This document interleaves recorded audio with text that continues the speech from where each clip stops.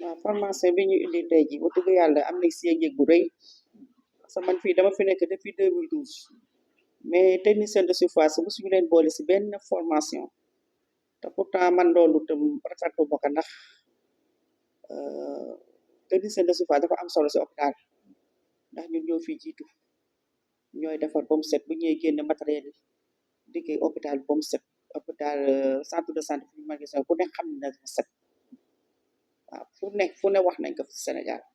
boo dëgg ñun xam nañ li ñuy liggéey lan la jox ko cëram di kontaan dëkk si Baye Ousseynou Diop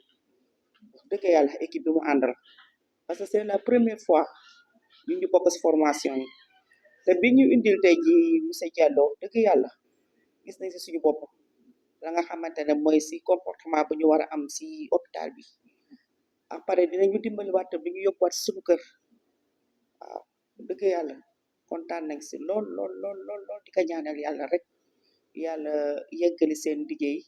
macha allah ñu am si ndam lu rëy ñu ne gis nañ suñu bopp waaw gis nañ suñu bopp parce que lu mel ni c'est la première fois waaw c'est la première fois c'est technicien de surface te nit war na fu mu mën a fu fi place bi muy nekk bu dul chaque année sax chaque 6 mois ñu dem ñu xool saytuwaat li muy def yokkaat ko ay xalaat xam nga ak fi mu war a jaar ak ni mu war a doxale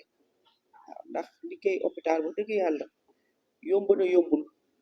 mais xanaa nga am rek xol bu rafet ak mën a muñ parce que maladie dañuy ñëw accompagnant yi dañuy ñëw ñenn ñi dañuy jaaxle waaw dañuy indi wala daal seen problème ñun ñoo leen di dalal waaw boo ko seetee sax en tant que ñun technicien de surface ñun yemuñu si liggéey boobu dinañ gis koo xamante ne nii dafay koo xam ne dafay ñëw nekk ci rang yi rang bi tam day gudd trop mu xaw a sonn mitit mais ñun ñooy xool yooyu yëpp bu ñu gisee ak dem fa kii bi nekk jëli ji chariot bi teg la wala ñu ñaan caissier wala maladie rende leen may leen parce que kii mënatul taxaw yooyu yëpp day koy jànkonteel waaw muy maternité bi ak fépp képp ku sonn rek ñu lay suivre xool lu ma gën a gaawee rek nga jot si kii la war a faj waaw bon loolu bu dëgg yàlla ñun daal ñaanal nañ Baye Ousseynou bu baax waaw di ñaanal docteur Abdou Karim Diop waaw ak suñu njiit yëpp vraiment kontaan nañu lii daal tey ji information bi moom vraiment kontaan nañ si trop gis nañ si suñu bopp waaw di leen gërëm di leen sant. asalaamaaleykum ñoo ngi sant ñëpp di sant Baye Ousseynou man moom maa ngi sant Baye Ousseynou bu baax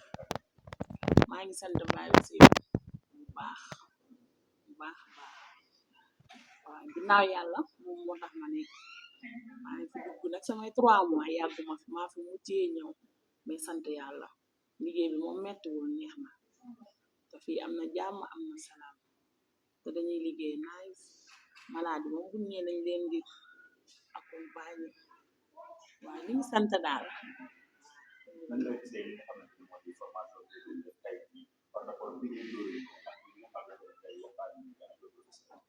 waaw formation moom am na lu ma si jëlewaat gën a ubbi xol yi daal pour malade parce que ngay fomp ni jàlla neexul même bu dee sa kër sax neexul mais dañuy sant yàlla di masla ak ñoom rek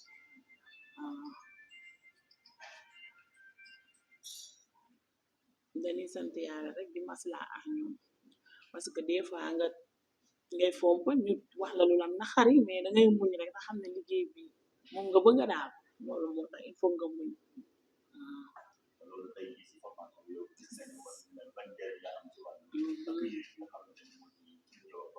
loolu am na tax na ma gën a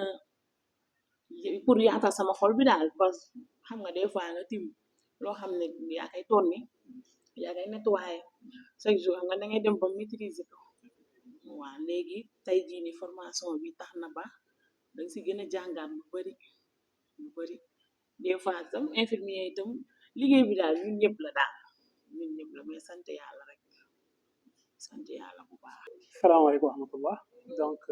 maa ngi tudd Djibril Diallo donc nekk formateur en développement personnel en même temps nekk entrepreneur donc tey ce matin dañ nekkoon ci une formation boo xamante ne ça portait sur la gestion émotionnelle mooy xool nit ñi naka la ñuy def ba ñu mën a identifier dans un premier temps seen émotion mais dans un deuxième temps ñu mën ko maîtriser mooy la conscience de leurs émotions mais aussi de la maîtrise de leurs émotions mu nekk kii boo xamante ne te bu am solo la ndax day tax nit ki mën a jëflante ak nit ñi mën a demalante dikkalante ak ñoom mais aussi surtout ci cadre hôpital bu ni mel nga xamante ne patients yi ak accompagnant malade yi le plus souvent ils viennent avec des émotions dañuy ñëw ak mer ñi dañuy ñëw ak stress ñi dañuy ñëw ak ragal donc dafay baax ci cadre boo xamante presque package d'émotion la ñoom ñoo fay daje donc ñi nga xam ne ñoo leen di accueillir fii muy les techniciens de surface ak ñeneen ñu am une bonne gestion émotionnelle pour mën a gérer humeur yooyu wala boog émotion yooyu mais aussi mën leen jàppale ci loo xamante ne lu bari la donc une bonne gestion émotionnelle dina dimbali non seulement malade yi mais accompagnant yi ci ñu dalal leen bu ñu ñëwee mais aussi ñu jàppale leen ci seen ay soxla mais aussi en plus de feneen ngir émotion yi ñu àndaale dana tax la ñuy muñal waa mbedd mi ñoom ñu mu leen muñal lu bari ndax ñoom stress bi ñuy ñëwee te stress dafa nekk mbir bu doy waar ci jamono ji muy santé mentale boo xoolee ci France dañuy wax ne 60% ci consultation médicale yi presque stress moo leen andi téeméeri nit yu ñëw 60 yi dañuy ñëw ngir feebaru stress boobu te li koy andi mooy une mauvaise gestion émotionnelle te boo xoolee alal bu bari li ci nit ñi li ci nguur yi di def bu si mel ni France il y a plus de 3 milliards de dollars yoo xam ne dañ koy def at bu ne te boo xoolee loolu romb na daanaka ëpp na moitié budget Sénégal ngir juste gérer problème boobu da ngay gis ne dëkk yu mel ni ay Sénégal ak dëkk africain yi souvent dañuy am problème boobu ndax moyen non seulement du fi nekk mais jumtuwaay yi war ngir mën a accueillir mais aussi mën a gérer yu ni mel dafay jafe la preuve boo xoolee psychologue yi fi nekk ak thérapeute dafa nekk ñu wala psychologue yi dañ nekk nombre boo xam ne nombre bu néew la donc juste pour dire que la meilleure chose qu'on peut faire présentement mooy genre formation yu mel ni mooy sensibiliser nit ñi ci problème de santé mentale nga xam ne mu ngi jël ampleur ngir que ñu mën a gérer li nga xam ne moom la ñuy dund ci seen quotidien balaa mu leen a yóbbee ci ay stress wala ay burn-out wala yeneen yu ni maanaam yu ni mel voilà donc grosso modo tey journée bi loolu lañ doon def donc on a commencé par soumettre benn questionnaire pour jauger seen niveau ci gestion seen niveau ci intelligence émotionnelle fan la toll donc par la suite ñu voilà defaral leen exposé bi donc voilà dans l'ensemble ça s'est bien passé mais ñu ngi remercier surtout monsieur Diop mais aussi ak waa hôpital bi yëpp ndax investissement bi gën a rëy bi nit di def mooy investissement bi muy def ci nit ki moom mooy meilleur investissement bi te actuellement ñu ngi investir ci seen personnel ngir ñu am ay compétences yu bees te adduna bi tey gestion émotionnelle nekkatul ça mën naa wax ni diplôme la ndax léegi nit ñi xoolatuñu quotient intellectuel bu élevé kese mais dañ ciy boole QE bi muy quotient émotionnel bu baax ngir ñu mën laa recruter ndax nit ku am ay diplôme it te mën a jëflante ak nit ñi loolu du am njëriñ bu bari donc grosso modo loolu laa bëggoon tënk ci kii bi incha allah. waaw asalaamaaleykum maa ngi nuyu ñëpp di nuyu suñu médecin chef hôpital bi di nuyu tamit waa suñu comité bi di nuyu ñëpp di wax ne dëgg fa yàlla formation moom gis naa si njëriñ parce que depuis ce matin ñu ngi fi am avec des bons encadreurs jàngal nañu war nañu comment gérer son temps ak nu ñuy gérer sa maladie émotion ak ni ñuy waxtaanee maladie ak ni ngay comporté wa genre ak attitude yi yëpp daal jàngal nañu ko waaw bien sûr loolu jàng nañ ci benn avantage parce que non seulement day enrichir sa CV après dana yokk expérience dans tous les domaines mën nga ko jariñ fii sa milieu liggéeykaay mën nga génn tamit à l'extérieur dana jariñ lu bari vraiment. Asalaamaaleykum mbooloo bi man la docteur Ndeye Soda Samb pharmacienne centre de santé Philippe Maguilène Senghor tey ñu fi teew di def benn formation sur gestion du temps et des priorités léegi ñu ngi rafetlu ci formation bi ni CDS defal ñu ko moom ak médecin chef amal nañu njëriñ ci liggéey bi amal nañu njëriñ ci dans la vie courante tamit ñu wàññi perte de temps yi réseaux sociaux yi yenn yoo xam ne amuluñu benn njëriñ tax ñu concentré wu suñu liggéey gën a jël priorité teg ko ci kanam jël li ëpp importance ci liggéey bi def ko comme ça lépp mun see xaj waaye ñu ngi rafetlu ci genre formation yi nga xam ne daf ñuy jëmal kanam avancer suñu liggéey jëmal ko kanam. Bonjour, aujourd'hui nous avons assisté à une formation sur la gestion émotionnelle du temps, une formation assez importante, constructive pour nous le personnel, et pour toute la structure aussi. C'est des formations continues pour lesquelles on en redemande encore parce qu'il y a une acquisition de connaissances supplémentaires à nos connaissances médicales qui nous orientent aussi dans ces connaissances médicales-là et dans la pratique quotidienne. Et donc, vraiment, nous en sommes vraiment ressortis avec beaucoup d'acquisitions. Nous remercions le comité de santé, le CDS vraiment, pour ces actions. Ce n'est pas la première fois qu'ils le font. C'est un comité vraiment qui est assez actif. Et nous l'avons remarqué. Il prend des initiatives dans le sens du renforcement de la capacité des agents de santé de la structure du district. Donc nous les remercions.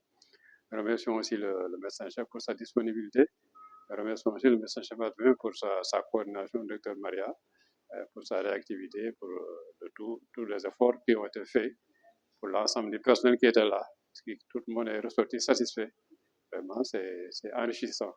Bonjour à tous et à toutes. Moi, c'est Dr Maria Rosa Dos Reis, médecin-chef adjoint au niveau du centre de santé Philippe Maguilène Senghor. On a eu aujourd'hui à faire une formation sur la gestion du temps, sur la gestion des priorités, sur la gestion émotionnelle, mais également sur le bio-nettoyage et biosécurité. C'était une formation qui était très intéressante. Il y avait pas mal de services, à savoir l'ORL, la médecine, l'ophtalmo, les dentistes et pas mal de collègues médecins parce qu'on s'est rendu compte qu'effectivement, on a du mal à gérer notre temps. Des fois, c'est difficile avec les malades. Les priorités, c'est un peu difficile, mais surtout la gestion émotionnelle. Oui, on en a beaucoup appris et on remercie vraiment surtout le professeur, celui qui nous a fait le dernier module, à savoir sur le bio-nettoyage et la biosécurité. Parce que ça nous a permis non seulement d'avoir des notions pour notre pratique quotidienne à l'hôpital, mais surtout dans nos différents foyers respectifs. Et vraiment, c'est quelque chose de très innovant parce qu'en général, les formations qu'on faisait, c'est soit des formations médicales, paramédicales. On n'avait pas trop vu l'importance, mais là, après cette formation d'aujourd'hui, quand même, on sent vraiment cette innovation d'avoir permis à l'équipe du centre de santé Philippe Maguilène Senghor d'avoir ces notions de base sur comment, en tout cas, gérer notre temps, mais surtout également notre gestion émotionnelle. Et on remercie le CDS du centre de santé Philippe Maguilène Senghor, mais également le médecin-chef du district, Dr Abdou Karim Diop, pour avoir permis que se réalise cette formation. Et on attend vraiment, ça c'est vraiment dans les recommandations, que ce soit vraiment quelque chose qui soit perpétuel, sachant que le personnel est tout le temps en mouvement et qu'on aura besoin quand même de recyclage. Ça, c'est vraiment une des recommandations. Merci.